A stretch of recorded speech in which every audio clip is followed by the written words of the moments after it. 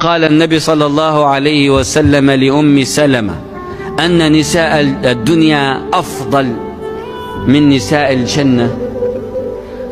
قالت له: يا رسول الله، الآن أصبح السؤال ثاني ليس عن الحور العين ونساء الدنيا، أصبح سؤال عند أم سلمة في مشكلة هي عايشتها.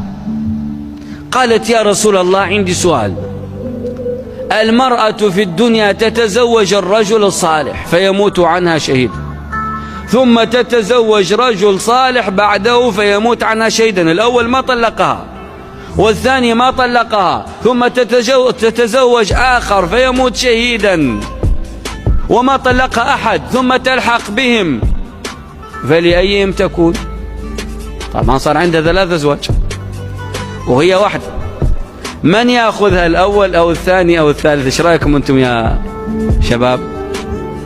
أول واحد أو آخر واحد أو الوسط؟ ايش رأيكم؟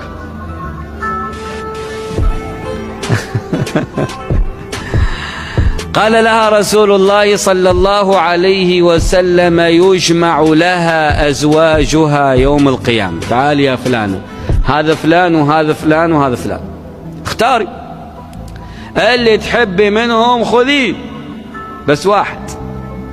فتختار أحسنهم خلقا، لأن الخلق ميدان